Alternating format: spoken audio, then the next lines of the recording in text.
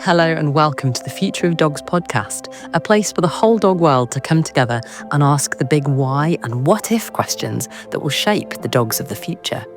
Join me, Hannah Malloy, dog behaviourist and body language expert, as we chat to some of the world's most groundbreaking professionals intent on enriching and evolving the future for dogs.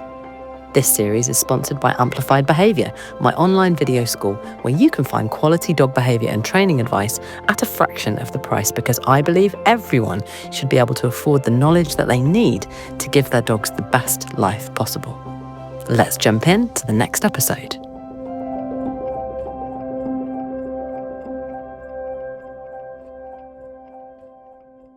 Hello, dog friends. It's good to have you back for another shot of this brain-boosting behaviour supplement that we call the Future of Dogs podcast. It is Crufts Month, and so we thought the best way that we could stand on occasion and celebrate as the world turns to look at dogs in all their shining glory would be to turn that attention towards dogs that are very much in need of a global platform 24/7, the rescue dogs. Now, I've been a zookeeper and I've trained multiple species in captivity and I've worked in dog rescue, although honestly not for very long. I stepped in as a behaviour graduate in her early 20s, and I found it pretty harrowing to realise it's often the job of the behaviourist to decide which dogs are less likely to be rehomed and sometimes sign off on a dog's life for the sake of healthier dogs that need that kennel space. It's just part of the course for dog behaviourists.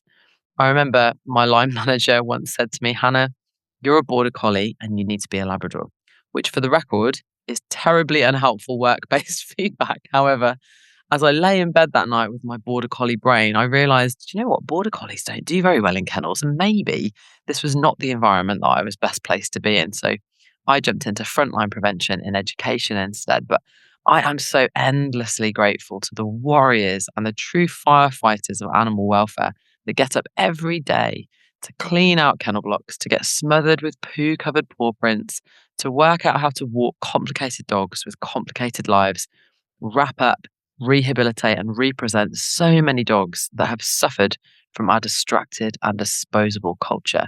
And one such hero joins us today. But before I introduce him, let's just unpack this concept of dog rescue. Because I think rescue is one of those words that sounds warm and heroic until you step inside the world and realise it's as much about systems as it is about sentiment. It's about housing capacity and funding shortfalls. It's about legislation that lags behind culture. It's about the invisible conveyor belt of poor breeding or under socialization or impulsive acquisition that sort of quietly feeds kennel blocks long before a dog ever arrives at the gates. And it's also about people, exhausted, determined, sometimes desensitized to self-protect, who carry this emotional weight of decisions that most of the public never have to see. But for those working in rescue, behaviour modification is not an abstract theory. It's not an Instagram caption about trauma. It's that daily reality of dogs who have rehearsed fear, who've never learned how to regulate themselves in a human world, who arrive carrying layers of stress that doesn't evaporate just because we change their postcode. Prevention then becomes this quiet holy grail for us all: better education, better breeding decisions, better early life experiences, because everyone in rescue knows that the real win is the dog who never needs to be there in the first place. And somewhere in the middle of all of that lies that volunteer who is walking the same anxious spaniel for the 15th time this week, the behaviourist who's weighing welfare against realism, the kennel staff who learn not to promise what they cannot control. Rescue is a place where idealism and pragmatism constantly negotiate with one another, where compassion has to be structured if it's going to survive. So as we step into this conversation, we're not just going to celebrate second chances. We're going to examine what it costs to create them and how we might build a world where fewer dogs need rescuing at all. So let me introduce you to an absolute hero in the form of Tom Candy. Now, a passion for animal welfare, canine behaviour, and the development of others have been the cornerstones of Tom's career. And that spans over 15 years in shelter and rescue, with 10 of those years focusing on training and behaviour. This experience and a real drive to support even more shelter and rescue animals and staff led Tom to start something called Simplifying Shelter Behaviour, which is an educational organisation and a podcast that is dedicated to bringing up-to-date, positive-based training and behaviour tips and tricks to shelter and rescue staff and volunteers too.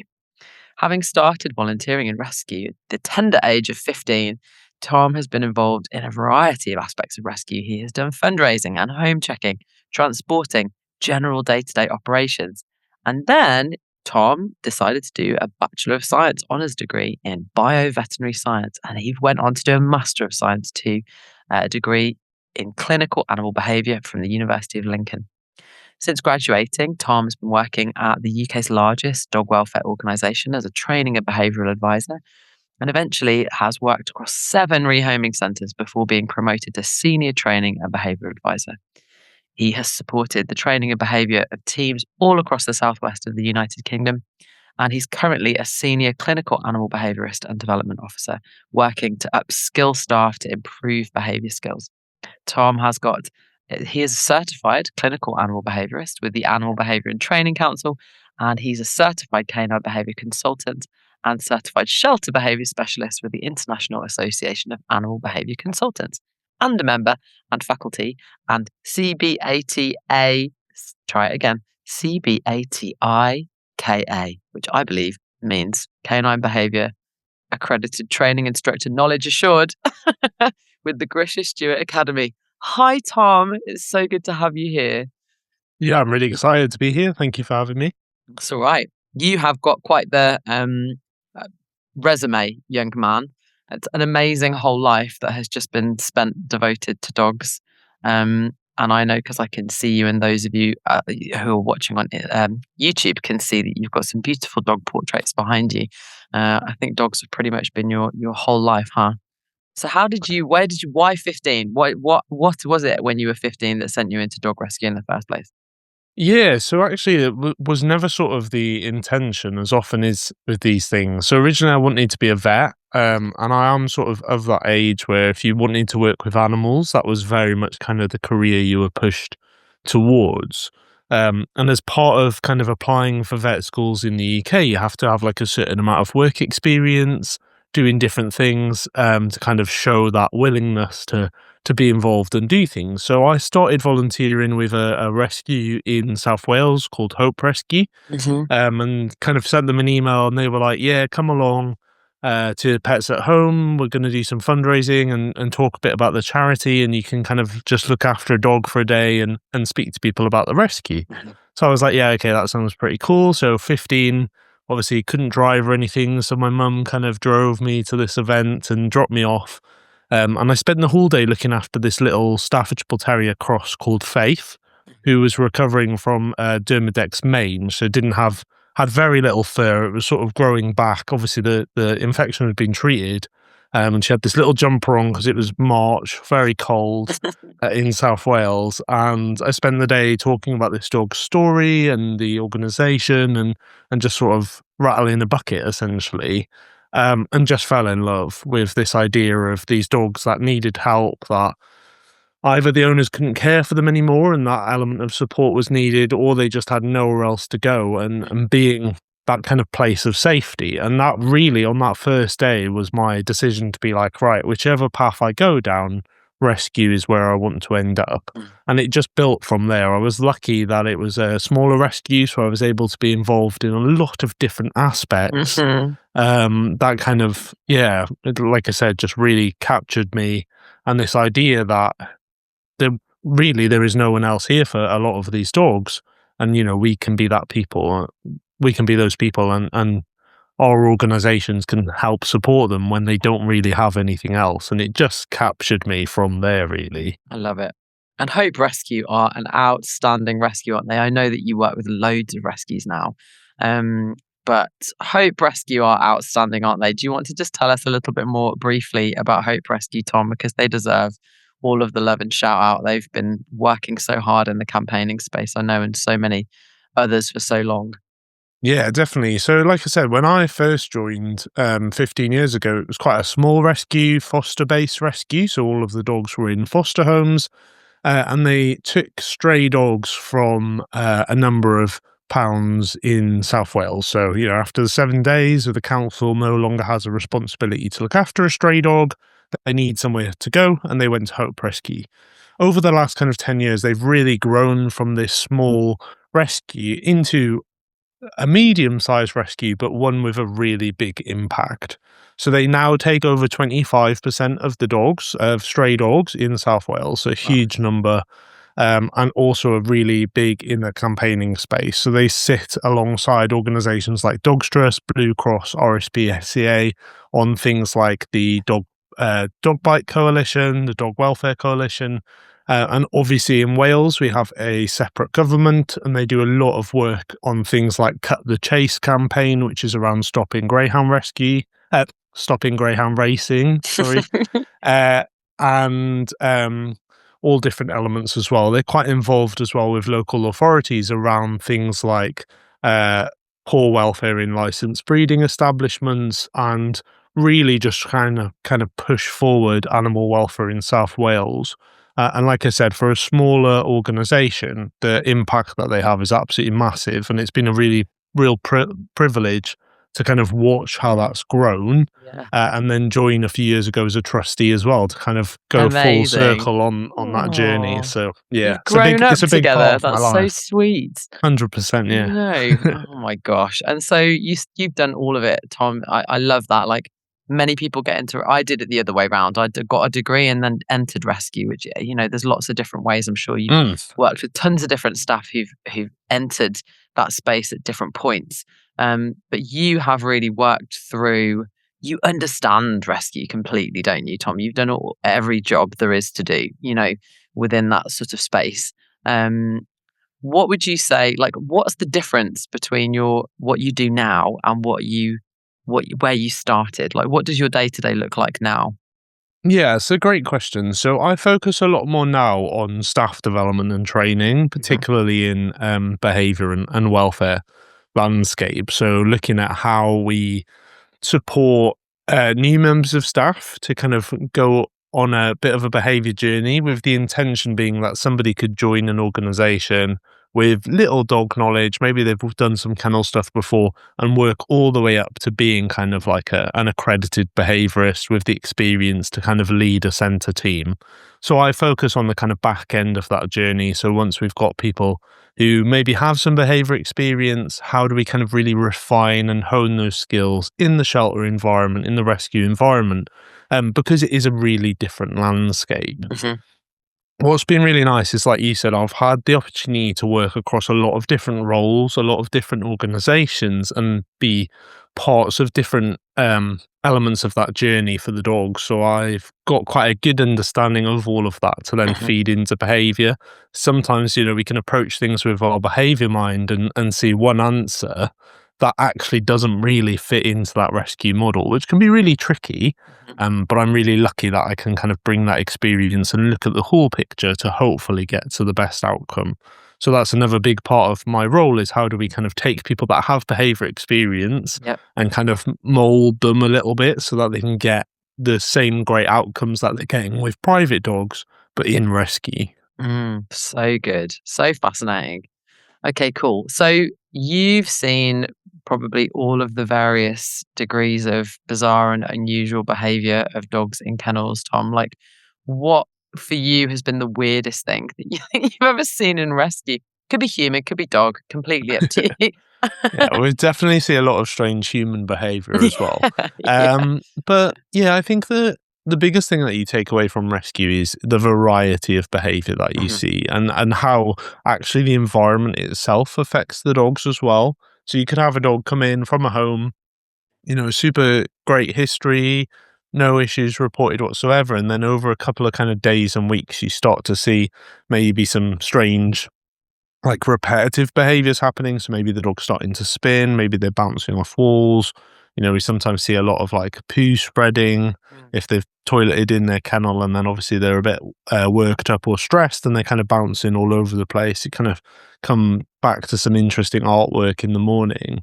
Oh, bless But I them. think, yeah, rather than like one kind of specific thing that stands out is how much Yeah. that environment can change the behavior that we see. Mm. And obviously, then it becomes our job to kind of work out, well, is it the environment? Is it just, the owners maybe didn't report some of this behaviour before, or Mm. how do we then see the transition the other way? Because obviously our end goal is how do we get these dogs out of the kennels and Yeah. into a home. Yeah. So we've kind of got to do a bit of detective work to work out, is it the environment? Is there something that we maybe need to work on and give the dog some extra support for?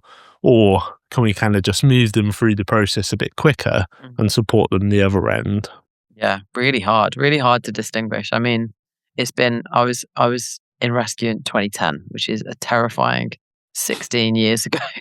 There are teenagers that I hang out with Yeah. in my church that like weren't born when I was in rescue, which is bonkers. But a lot has changed, I'm sure, in those last 15, 16 years. And I remember we always used to say, You're just getting a snapshot of a dog in a kennel. When you do a behavior assessment, you really can't see the whole of this dog. Like you're seeing a tiny bit. And often these dogs are super shut down and they can start like, I don't know what's happening or where I am or what the rules are, and I'm not gonna step out of line. Or you get the opposite spectrum, don't you? Those dogs who are like, I'm gonna show you everything that is in the back of my mind that I've never done before. And you're like, this is not who this dog really is. Um, what for you, Tom, have been like the myths? If there are any myths in rescue that you would like debunk Mm. that people have kind of collected over time, what do you think those have been over the last 15 years you've been working with?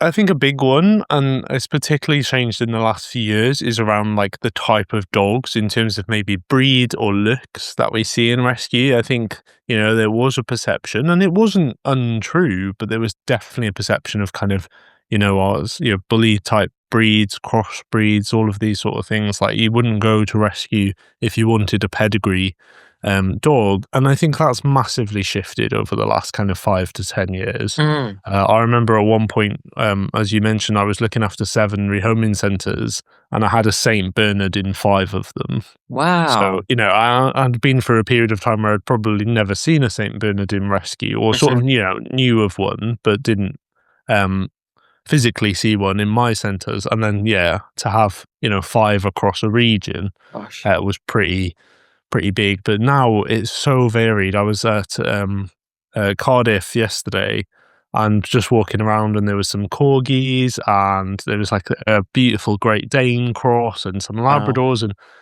really varied now in the type of breeds that we get. Mhm. So that's something that definitely has morphed, and I think.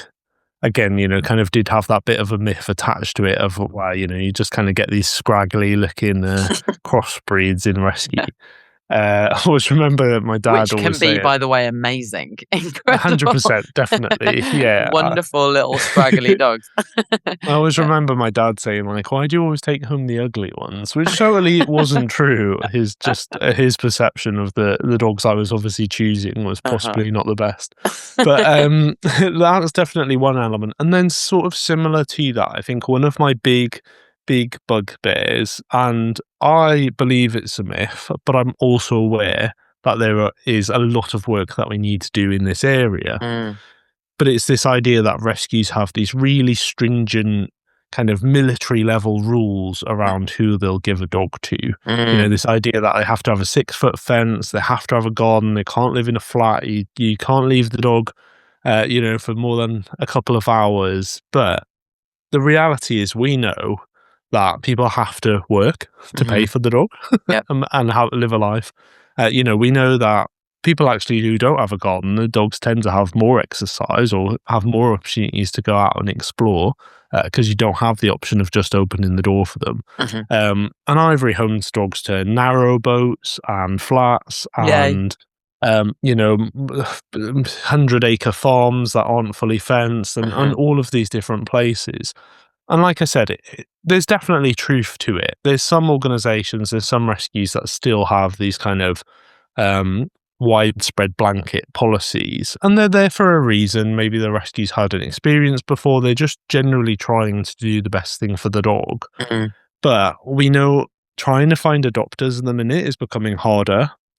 And the type of dogs we're getting, as we've just talked about, is much more varied. So Mhm. I'm really kind of passionate about moving towards an industry where we have less of these blanket policies and we're focusing more on the dog as an individual, but Yeah. also that home as an individual and what they can offer. So Mm. that's one of my like big bugbears when you see it on Facebook, like, oh, I tried to get a dog from this rescue and they just wouldn't give me one. And Mhm. I just hate that because, again, it really negatively affects the perception of rescue Yeah. and people coming to us, but also possibly affects the dogs because they may be having to wait around longer because we're not kind of exploring all of these opportunities. Really good, really good. And yeah, so important. So the message there is that if you have tried to access or rescue or rehome from a rehoming centre before, try again because you never know. Time changes, and it's amazing how quickly what happened 10 years ago becomes like yesterday, and you're like, no, actually, so much has changed since then. And I remember, Tom, I had the fortune of being able to watch you teaching with the lovely, oh my gosh, Trish Trish McMillan. McMillan. Thank you. Oh, I absolutely went out of my mind there. Another incredible yogi in the world of dog rescue. And you guys were talking about how impactful like the length of stay is on the dogs. Do you want to just unpack a bit more of that for our listeners? Like, Yeah, what have we definitely. learned about rescue that we all really need to know? We as dog owners and obviously as dog trainers and pet professionals as well. That's changed in that space.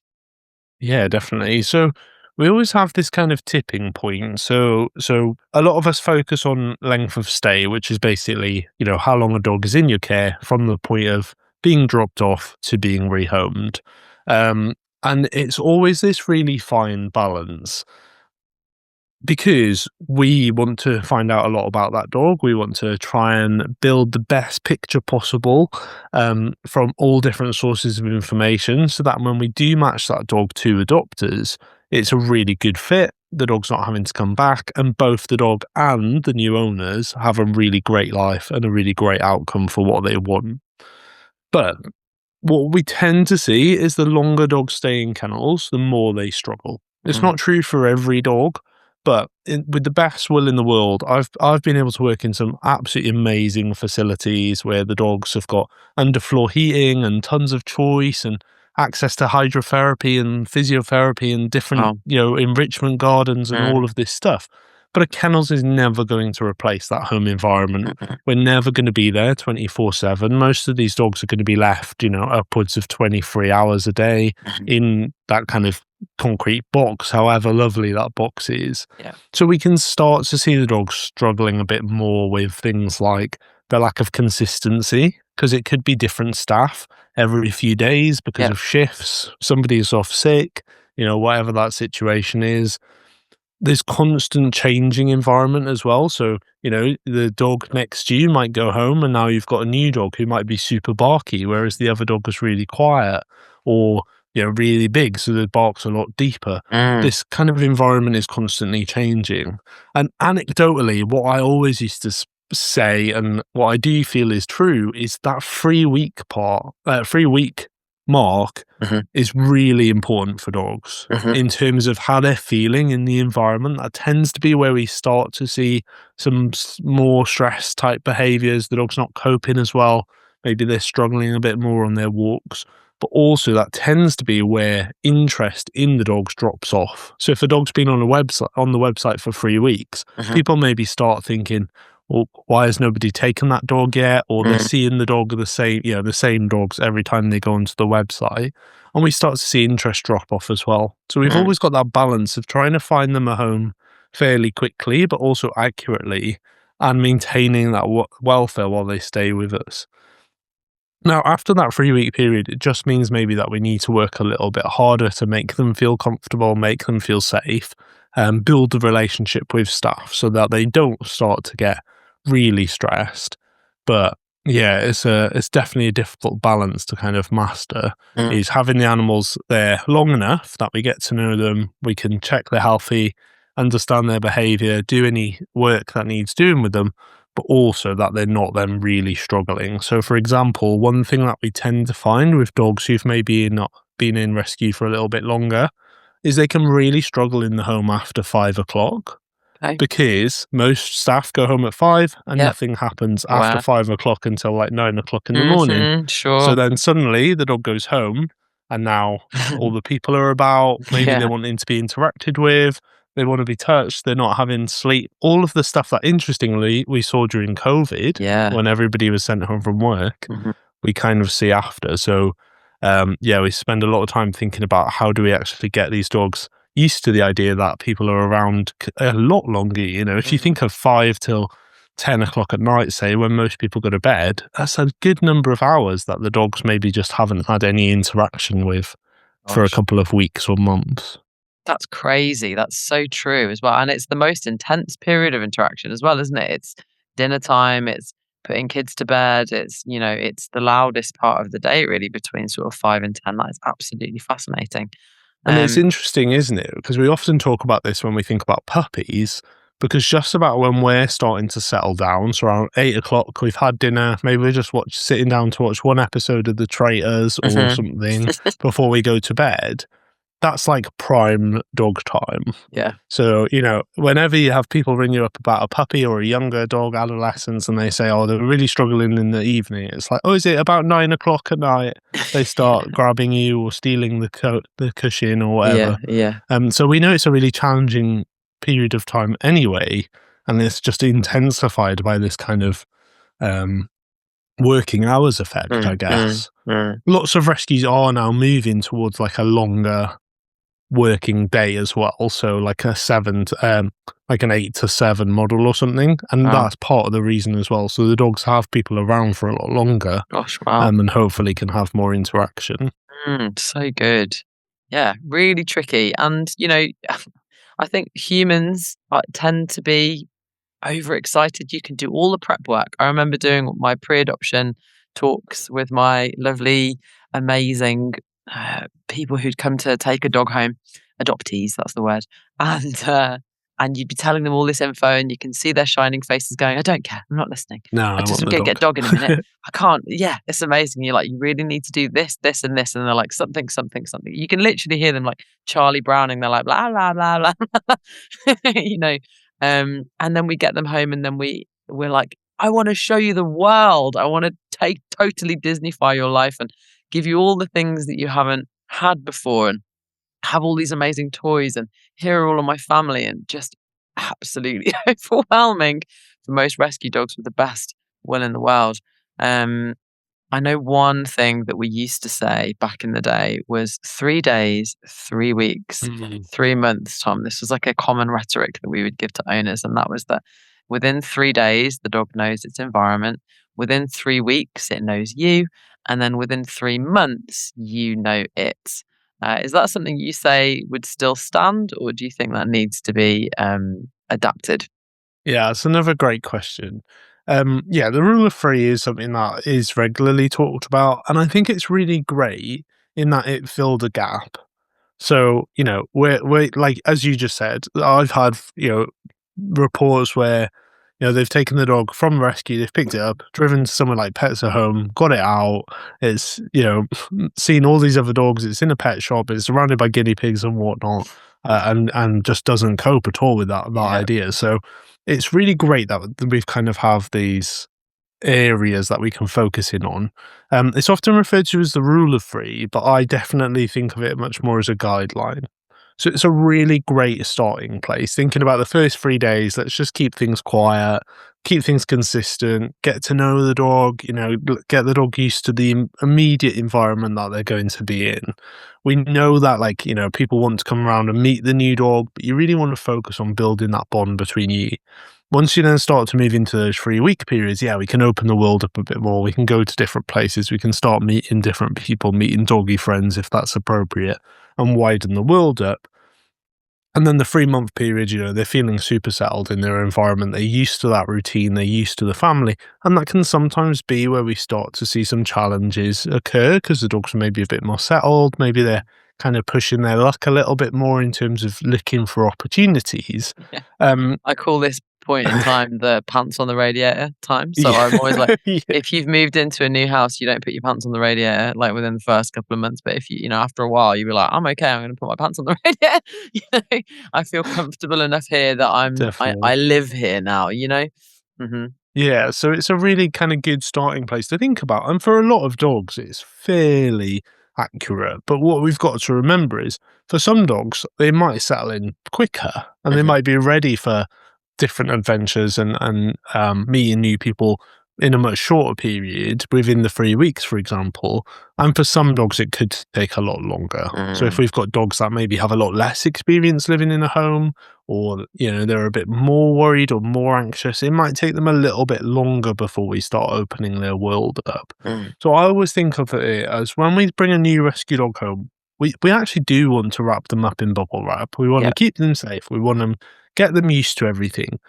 But the skill is, how do we unwrap that bubble wrap so that we're not leaving them kind of constantly surrounded and smothered, and we're Mm. just opening their world up gradually. So the kind of rule of three, the guidelines, can be really useful as a starting point, but we might just need to tweak and change them based on that individual dog. Mhm. And that's one of the benefits of, going to a rescue and having people that do know the dog and understand the dog, is they should then be helping you to um, understand that and do that. So they might be saying to you, he's a little bit more anxious, so keep things quiet to start with, and then this is a really good way to start to introduce new people. Or do you know what, like, is a young dog, he's super excited about the world, have a couple of days of chill and then just start adventures so that he's not kind of getting into mischief. Mhm. And like I said earlier, it's the important element from us as well, is to understand what that dog needs so that we can match it. And I remember this one family that used to come in every week on a Friday, like 2 o'clock on a Friday every week. This older couple would come in, and they always wanted a young border collie because that's what they'd always had. Mhm. And what we often forget is we've got our dogs for hopefully 10 plus years, and we Yeah. forget Yeah. how much we change in that Yeah. 10-year period. Uh-huh. And we never really had a dog that was suitable for them because, Mm. young border collies, often energetic, want a Yeah. lot of activity, want a Yeah. lot of movement, Mm. want to be doing things. And it was really hard to kind of change these people's mindset. And then eventually they kind of saw a dog. We sort of planned it a little bit. So we were like, right, 2 o'clock on a Friday, we're going to get this dog out and spend some time in reception. Mhm. And this dog was kind of behind the desk, and the family came in, no young border collies suitable for them. Um, but they started just having a chat about this dog who was behind reception, who I think was something like still a sort of medium-sized dog, little bit older, still active, really friendly. Mhm. And they just kind of fell in love and then met the dog. It went really well, took the dog home. And for quite Yay. a few years after, I'd see them kind of walking around the village with the dog, and it was always made me sort of super happy because I've said it a few times already. Our kind of big aim is to make sure that people have just as great a time as the dog, so that Absolutely. next time they might Yeah. think about getting another dog from rescue, or Yeah. they'll tell their friends. Mhm. Um, but sometimes we have an idea in our head of what we want, and it doesn't always match what we need. So that's another challenge we can face. It's really hard, that, isn't it? Expectation management in Mm. all of behavioural work is like it's top shelf, isn't it? Just getting people to Yeah, go, what's possible? What's likely? What's the timeline? How long's that going to take? How much is that going to cost? Like all of those things, I think for most clients, it's like, because they don't know dogs like we do, Tom. Simple as that. Like they don't. And, we can't turn every single dog owner into a dog behaviourist. And I think that's what's particularly difficult when you're working with complicated behaviour problems is you do need to have a little bit of knowledge, but not everything. You don't need to be a clinical definitely. behaviourist to own a dog. That shouldn't be the way. No. And you've been in this for a long time, Tom. And you've got an amazing new platform called Simplifying Shelter Behaviour and a podcast. Very cool. Tell us about your podcast. How long has that been going for now?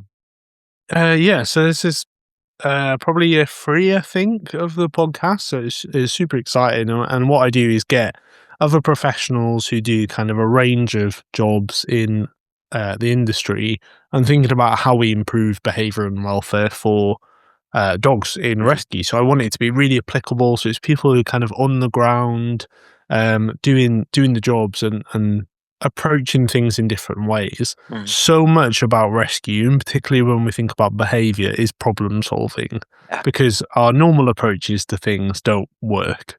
So, for one example, I'm going to be talking about working with dogs who are maybe a bit afraid of noises in a few weeks at a conference. And how we would maybe approach that with a dog in the home is we'd play some noises at a really low level, or give them fun stuff to do, and then gradually increase the sound so the dog gets used to it and obviously feels better about it.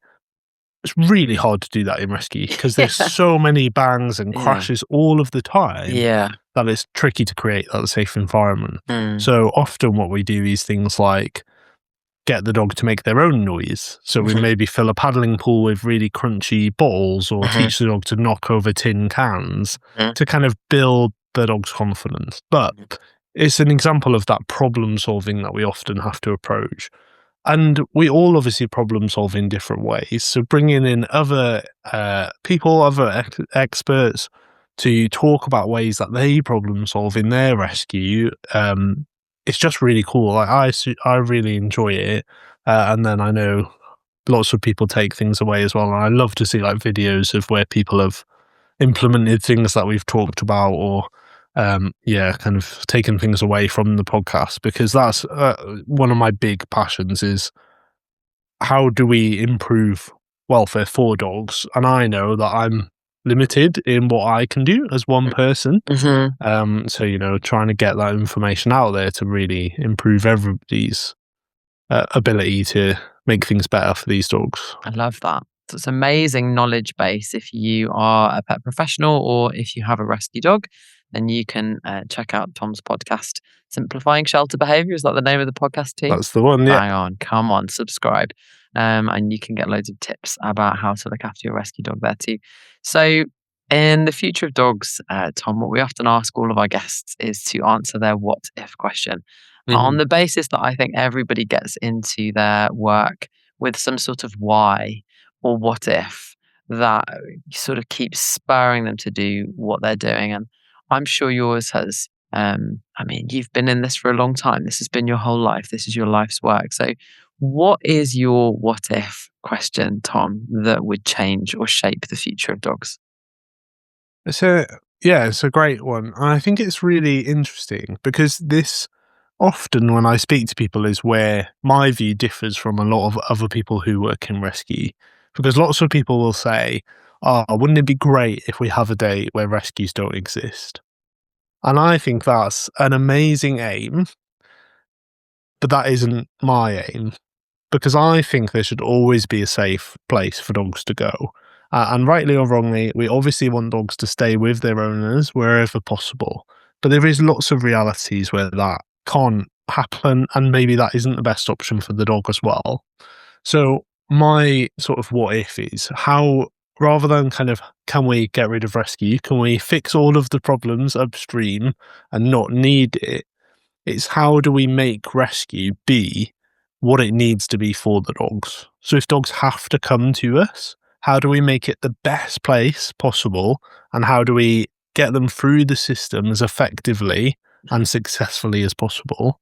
But also, what can rescue do to prevent dogs having to come in to start with? Mhm. So something that I'm working on at the minute, I've been asked to write a book chapter, which is super exciting, is how do rescues work to actually keep dogs with their owners rather than having to come into us and thinking about all of the different things that we can do as organizations to kind of approach that.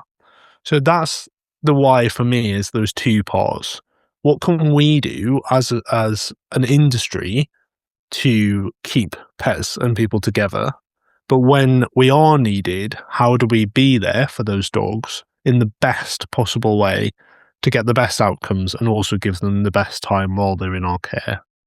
So good. So good. Let's just change the environment, right? To change the behavior. This is what we need to do. And how well is that going, Tom? Because obviously you've, you know, like, because most rescues I have a picture in my head of I've just seen so many different kinds, ones that have got 2p and ones that have got, Yeah. 20 grand and ones that have got millions. And so like the spectrum of rescue is so vast. Like how adaptable can rescues be, do you think, to what dogs need? Um, yeah. Yeah.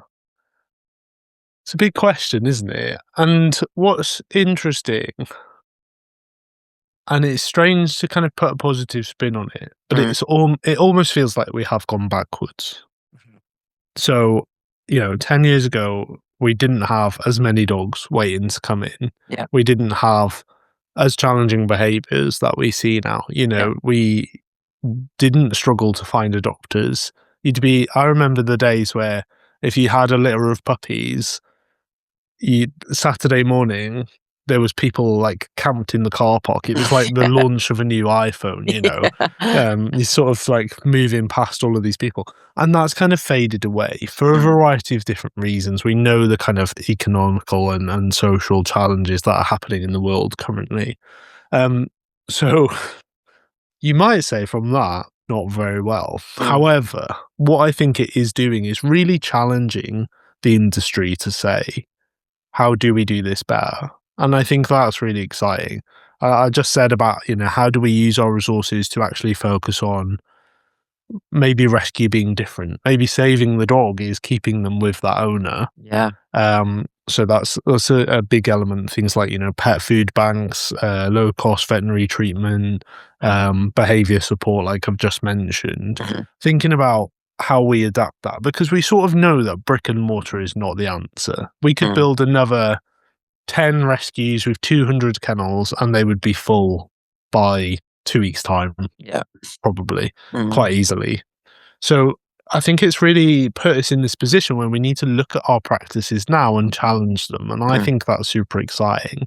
I spoke earlier as well about like blanket policies. One thing we're talking about at the minute, we said earlier as well about length of stay is if we have this dog who comes in from an amazing home, they've had to hand the dog over for a reason that's not related to the dog.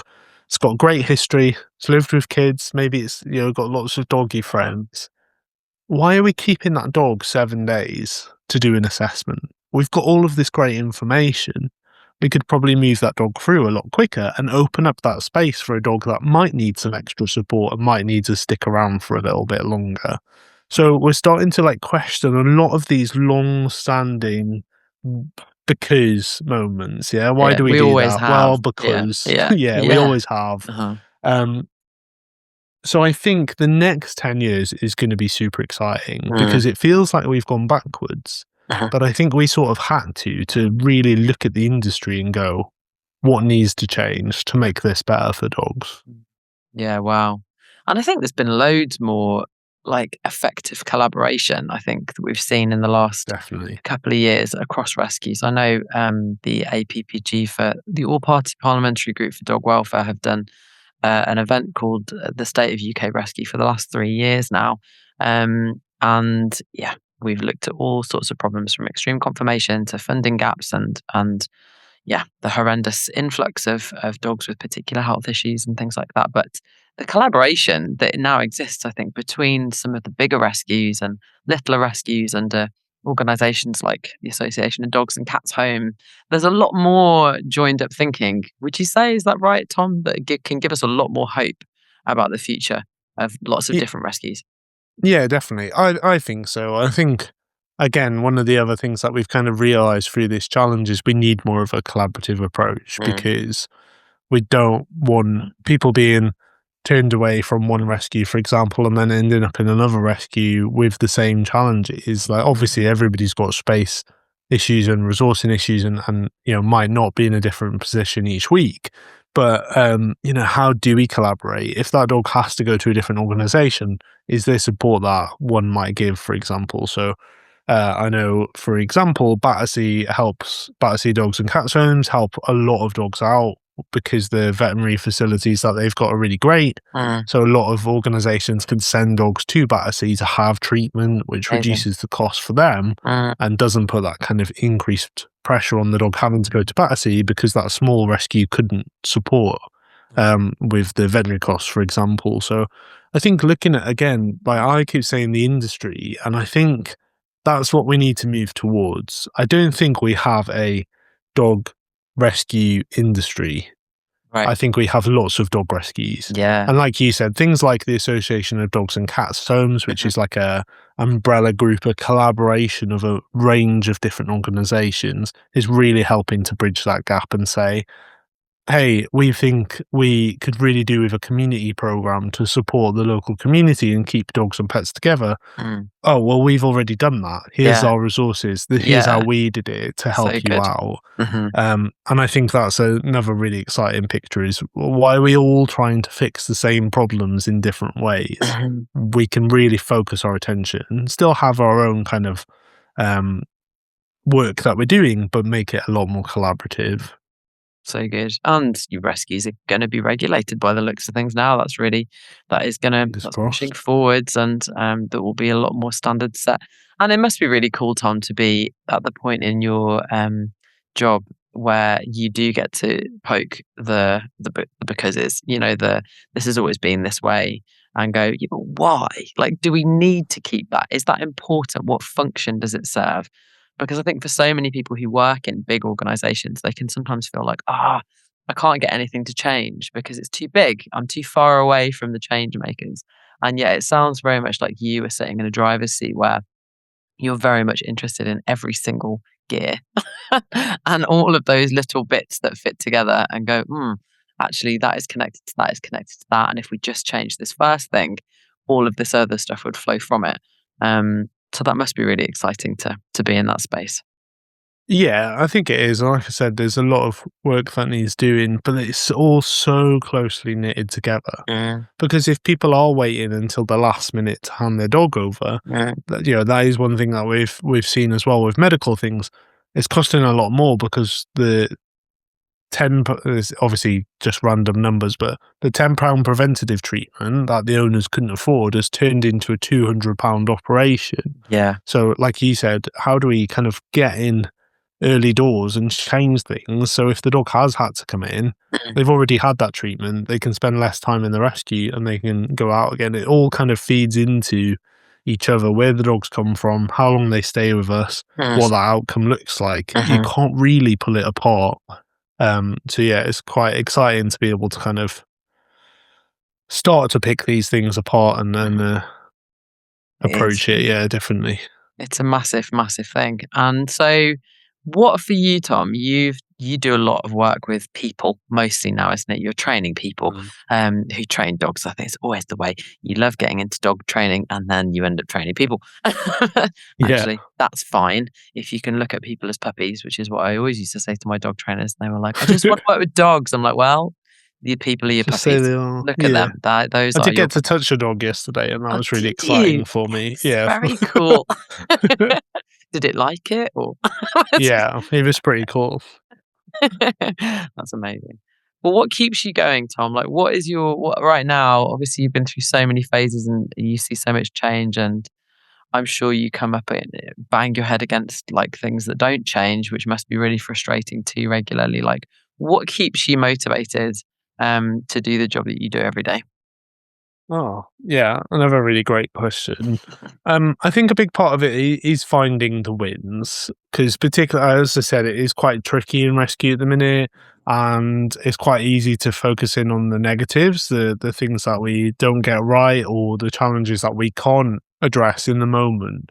But finding those kind of stories that really play out how you'd like, when we get comments back from adopters about how great the dog's doing, or you have a really big win with a dog who maybe, absolutely hated the vet, Mm. and then you've come up with a plan, you've problem solved, and now the dog can have its first veterinary exam. Yay. It's super cool. That happened with me this week. There was a dog at home rescue, actually. I was Mm-hmm. there at the weekend, Oh, and he wasn't really keen on the vets, and I went in as a mock vet. He'd never met me. He did his little lay down on his mat. I poked him with a pen to stimulate, vaccination, and touched him all over, and he was super happy. And then the member of staff was like, "Oh, he can go out for rehoming now. This is so exciting!" And capturing those moments and focusing on that, I think, really helps.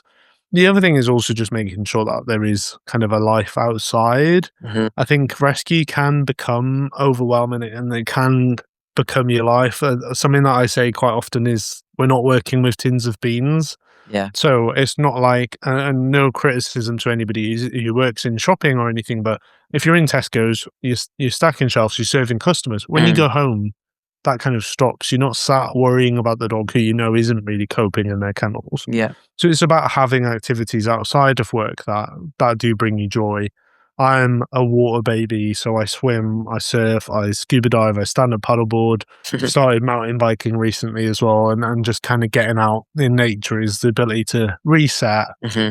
and think, yeah, okay, I'm ready for the next week now. Whereas sometimes if you just sit and dwell, it becomes a bit overwhelming. Mm. I would say we've got to look after ourselves first so that we can do the best job for those animals in our care. 100%. And, we want people who have compassion in the rescue world. We don't want people who have got, who are just Machiavellian and just like, I can Yeah. just deal with this. I can clean a kennel, I can move a dog. It's not a problem. We want the empaths to work there, but it's really hard.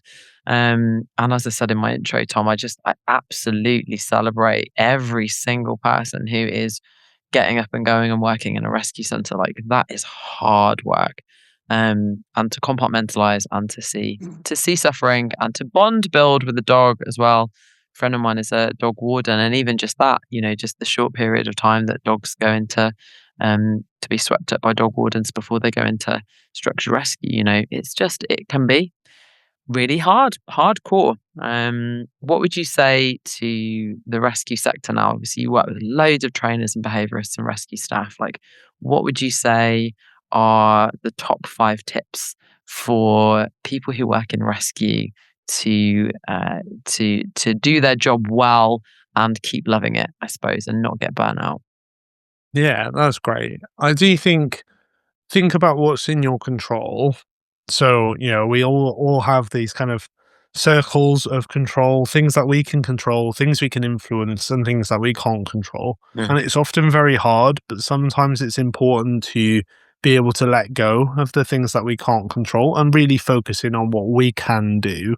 So, can you really improve the day for that dog who's maybe struggled to see the vet in the morning? Can we make sure they've got tons of enrichment? If you've got a spare 10 minutes, can you fill the freezer full of Kongs? So, yeah, the person who comes in tomorrow, or if when you come in tomorrow and shit hits the fan and you get really busy, Mhm. you've kind of got some Kongs that at least you can give out to the dog. So think about what you can do rather than what you can't, because there's a lot that we can't do. Mm. So that's my kind of first one. I think secondly, yeah, find things that you really enjoy.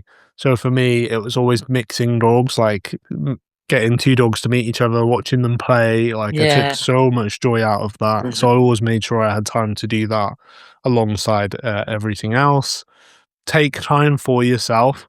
So like I said, often we can feel guilty or we can feel bad if we've had to take a day off or because we haven't responded to that Teams message on the weekend. But if we're not looking after ourselves, all that happens is either we feel the need to leave the industry, which is hugely upsetting and sad that we lose that experience, or um, we have to have longer periods of time off because we haven't looked after ourselves in the short term. So making sure that you are prioritizing yourself to do better for the animals. And then my last one is just approach it with an open mind for everything. So approach that problem solving, look at those animals as individuals, and then think about how do we make this the best possible outcome. Don't put our blanket policies in place. Try and be open to things that might feel a bit strange, but could end up with a really great outcome for the dog. Mm. Good. That's so good. Being a little bit flexible, really hard when everything else is confusing. We do like to control, don't we, as a coping Yeah, strategy definitely. sometimes. So that's not easy. It's like, no, I can't deal with change. It's actually, sometimes change is good. That is great advice, Tom. Thank you for that. That is cool.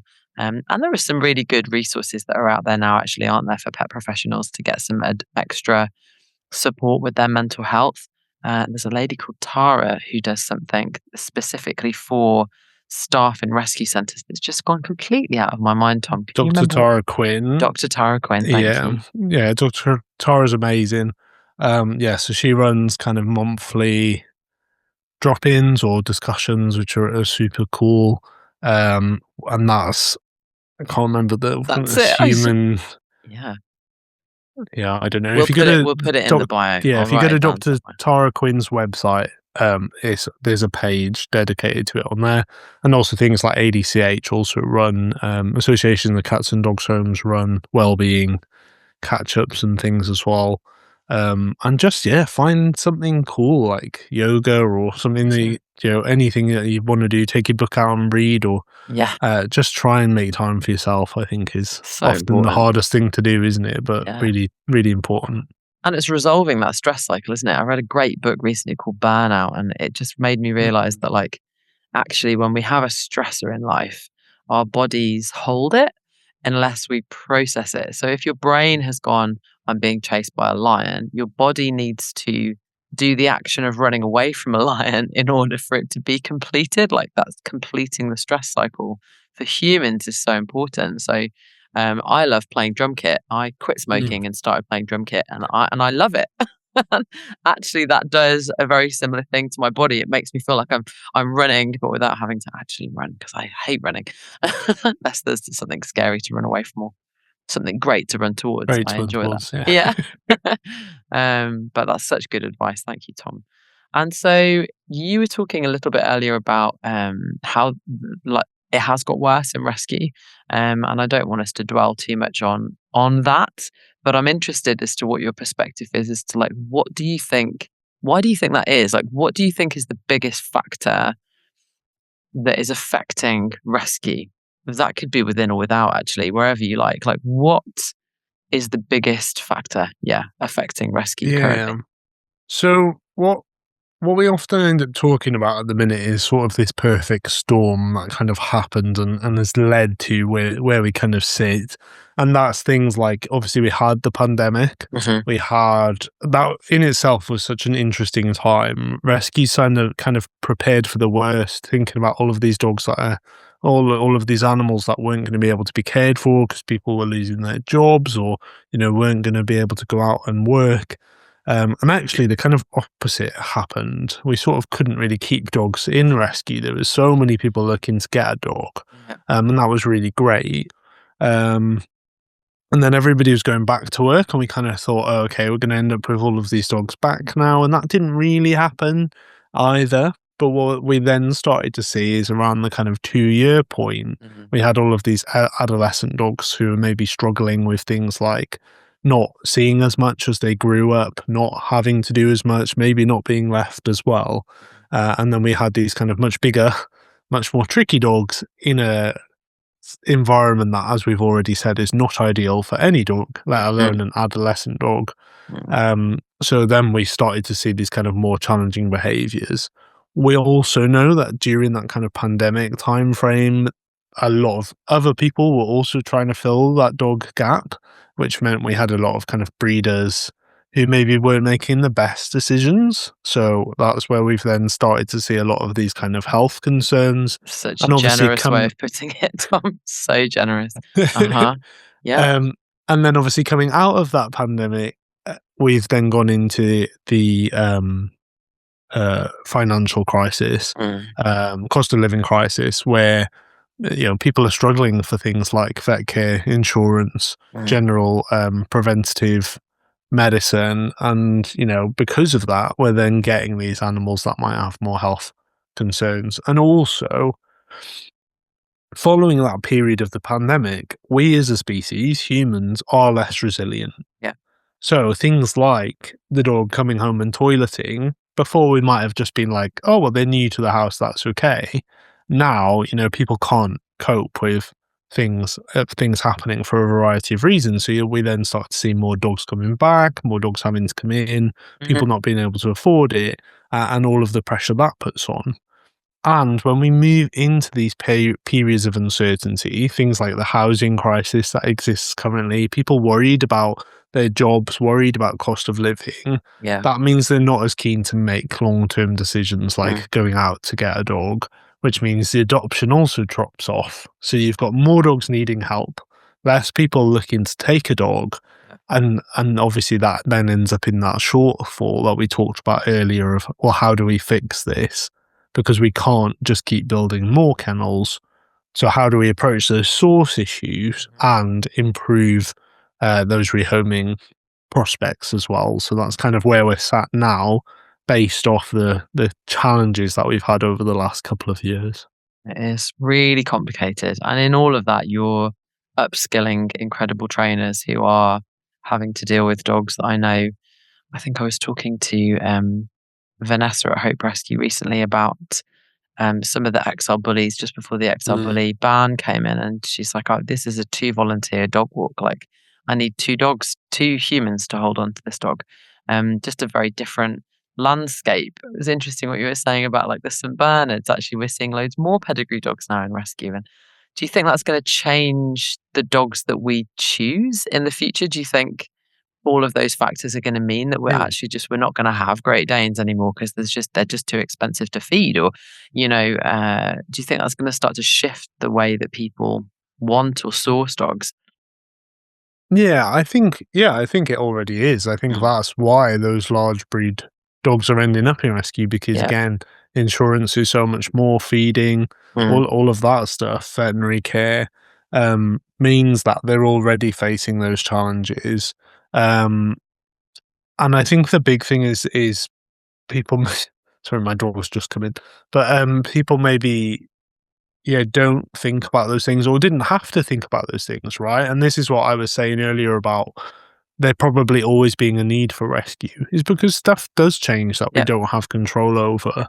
But I think because the world is so um changeable at the minute, there's so much that could impact, we see it every day, don't we? All this negative stuff in the news means somebody's life could completely change one day Yeah. to the next. Yeah. And I don't think we've had this level of uncertainty in the last few years for people. So It's a lot. it's really challenging. It is a lot. And I think there's something in like balancing that mindset, isn't there? Because I think I agree with you, Tom. I think we will always need rescue centres because life happens.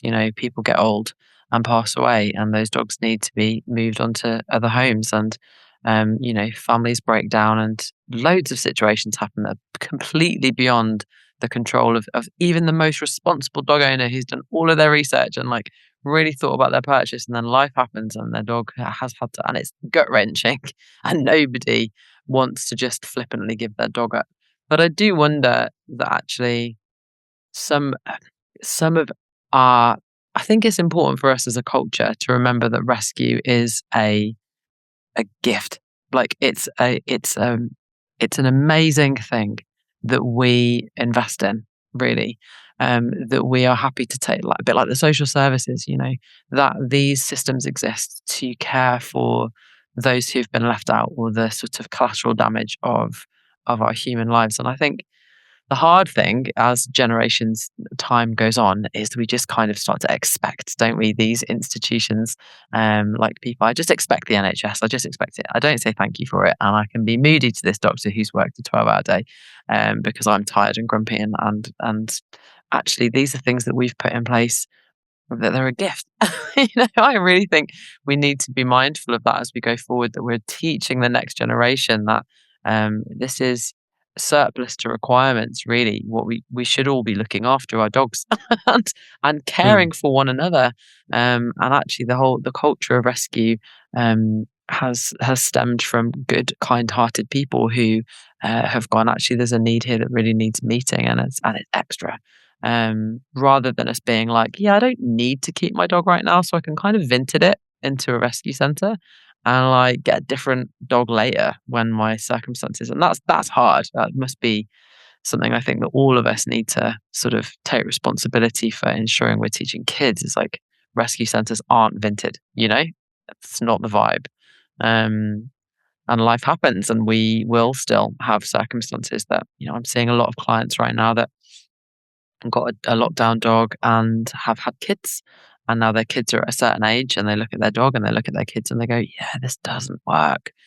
And I look at that dog and go, yeah, it was never going to work, because that dog was not well bred and has got a bunch of problems. And so we're going to have to do a lot of environmental padding for everybody in order to make sure that everybody's welfare needs are met. It is complex for sure. Um, so tell us, Tom, what you have recently, you're getting amazing information from all of these incredible individuals on your platforms. What has been the biggest light bulb moment for you in the last year or two and Oh, that's changed the way that you practice or the things that you teach? it's a really good question. um, I think the big thing is in rescue, particularly, we're often quite outcome focused. Mhm, So, for example, a dog's maybe not getting a home because he's pulling on the lead. So, how do we teach him to walk nicely so he'll get a home quicker, right? Which, you think makes complete sense. I think sometimes what we're not very good at doing is making sure that the foundations are there. So does that dog have a good life in kennels? Are we meeting their needs appropriately? Do mhm, they have everything that they need so that the things that we're trying to teach really kind of ingrain and work and change? And I think that's a big thing that I think about a lot is, rather than just putting plasters on, how are we making sure that we're taking a really well-rounded approach to our problems? And that's, something that I spend a lot of time thinking about now is, yes, we could teach the dog to do all of these different things, but, how do we improve their kennel so that they're sleeping better and that they're going to take in that information more? mhm. So I'm always kind of, looking at things like that. In a environment that does a very bad job of meeting all of these needs. How do we improve it? And I'm constantly amazed by what other people are doing across the world and finding out about that. It's a huge area, isn't it? Like having the foundations to build good behavior on is so underappreciated, isn't it? Like the amount of dogs that just aren't getting the right amount of sleep, Mm. or aren't digesting the food that we're spending lots of money giving them because of some factor, be that biological or environmental, that is just stopping them from digesting. And then they don't have all of the tools to appropriately respond to their environment. That's huge. Okay, cool. So foundation stones, anything else? Anybody else is like, who would you point at right now and be like, man, you need to keep your eyes on these folks because they're doing some really cool stuff in the dog world. Yeah, I think the other one is one of my recent episodes was with Leron. I think Leron Leffick. He's a really great trainer who works in the States, and his rescue is actually now being taken over by uh, becoming municipal. So that means it's being taken over by the local government in America, Mhm, and he is doing an absolutely amazing job of collecting data around things like, say, how to save money, how to make staff member time spread better, but in doing that is improving the welfare for the animals. So, for example, one thing that he talked about recently was they spent a lot of time building the confidence of staff to have play groups. So we can have multiple dogs out at once, which means you yay. need less staff looking after the dog. Well, still need a good amount of staff in case anything happens, but you can have a few members of staff with multiple dogs. Mhm, The other staff can be cleaning. That mhm, happens much quicker because you're not having to move dogs in and out of kennels to clean because mhm, they're all out. And he kind of put this together and said, this saves X amount of time. It frees up these staff members who can do this instead. Um, and I think that's super cool. What we talked about earlier of, we can have these great ideas, but if they don't fit into the structure, it can make it really hard to implement and change. So this idea that actually we can collect the data and improve our points while still improving welfare was just a super cool conversation. Because you said the because question, isn't it? yeah, yeah. How do we change the mind sometimes? And often with rescues, we're working with maybe trustees who have Mhm, come from different backgrounds and bringing different experiences, but don't necessarily understand the on the ground thinking. So ways that we can change our views to to kind of influence people in a way they understand, I think it was a really great conversation. Really cool. Very cool. Yeah, and that's a huge area, isn't it, actually? Like, most of dog rescue is annoyingly kennel cleaning. Like, that's a huge amount of time is spent on kennel cleaning. I remember last series we spoke to, oh my goodness, my brain today with names. I obviously did not eat a decent enough lunch. Um, the lady who created Open Paw, who is amazing. Kelly Kelly Dunbar, Dunbar. thank you, honestly. Um, yeah, incredible episode. If you haven't heard it, go back and listen to Kelly Dunbar talking about Open Paw, but just a very different way of doing rescue, just an entirely different way of saying, let's cut down on kennel cleaning by getting dogs out and letting them go for a wee outside of the kennel and not having to toilet inside their kennel blocks and stuff like that. Like, have you encountered Open Paw or used it, or bits of it that you've taken? Like, how have you found that particular theory of doing rescue? Yeah, it's a really good. It works really well in some situations, and yeah, I know lots of organisations that have implemented it, and it's really beneficial. But I think it's just constantly asking the why questions. We said it earlier on. It's looking at things. One thing I always think about is, if we've got a dog who's been in for a few days, so we know their health status is probably okay, we're not too worried about biosecurity and stuff. Do we need to deep clean their kennel every day? Mm, Because what we're doing is taking all their bedding out, taking all their smell out, covering it in chemicals that smell a bit funky. mm. We one of the organisations that I work with use dill flavoured stuff or dill scented stuff, and it smells so weird. So God knows what the dogs think of it. And we kind of wash everything down and then put new bedding in, put new stuff in, Mm-mm. and completely remove all of the smells and familiarity for that dog. Yeah. So if we've got a dog who, we know is fairly well in themselves, can we just spot clean? So, Mhm. obviously remove any waste or anything that's dirty or damaged, but leave them with a smell profile that is familiar. Yeah. And that also saves time, because if Yep. I've got to go in, pick up some poo and mop one section of the kennel, that clearly is going to take less time than having to move the dog out, hose everything down, wait the 4 minutes or 10 minutes that you're supposed. Gosh. Gosh. No, thank you. Mhm. Appreciate that, Anna. Thanks so much.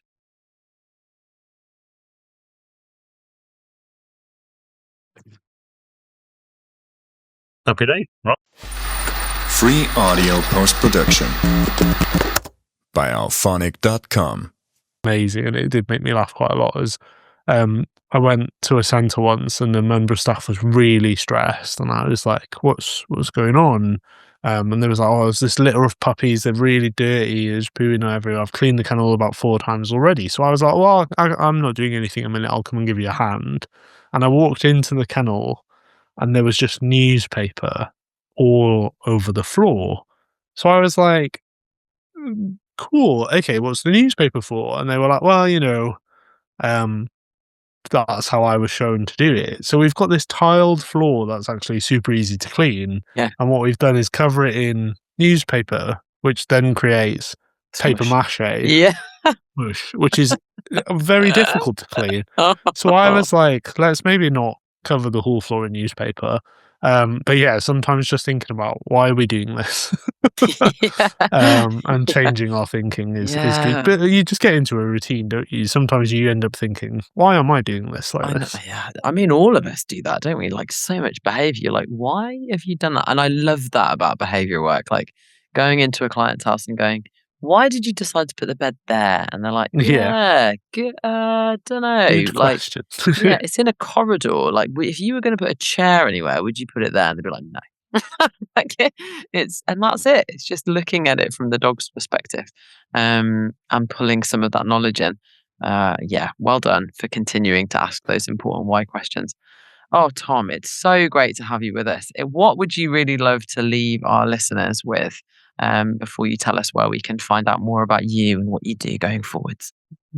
I think if you are, thinking about getting a rescue dog, or not now, in the future, or thinking about getting a dog in general, I think just look to rescue. I think, as we talked about right at the start, there's a lot of perception of, I couldn't get a puppy or, whatever. But if you go with an open mind, rescues are really good at finding the right dog for you based on your needs. One thing you have to remember, though, is it's not instant gratification. So if you have got kind of children or cats or anything, it might just take a little bit longer. But being open to breeds, to personalities can really help kind of quicken that process up. But if not, just talk to people about rescue as well. So if somebody mentions about getting a dog, just ask, have you spoken to this rescue? Or just say like, I saw this really cute photo the other day. Not everybody's going to get a dog from rescue, and that's absolutely fine. But, just raising that awareness can be really helpful. The other things is think about what you can do to help. Now, that doesn't necessarily mean you have to go and spend 4 hours walking dogs or helping clean kennels, but even things like, are you getting rid of some old towels? Maybe you've just had some new towels. Can you drop them off to rescue? If you in a workplace, can you just have like a box for things like cardboard toilet rolls or empty Amazon parcels or food things, and just drop that off once a week so that rescue can make enrichment? Or just sharing posts, something as simple as that. There's so much that we can do to raise awareness, to push people in the right direction and help out. That doesn't take a lot of time. So yeah, just look at what opportunities are there that you could offer to support a rescue near you. Superb. Thank you, Tom. That is awesome. Yeah, collect your cardboard boxes, guys. There's so much that dogs love to play with. They just love doing ripping. Like, let the dogs rip.